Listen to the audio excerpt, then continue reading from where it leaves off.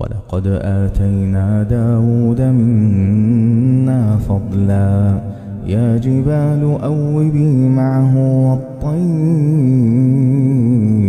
وألنا له الحديد أن اعمل سابغات وقدر في السرد واعملوا صالحا إني بما تعملون بصير.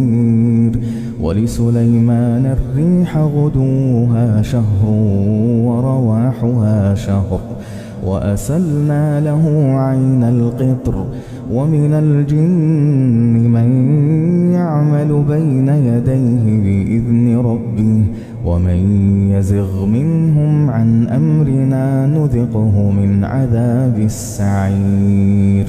يعملون له ما يشاء من محارم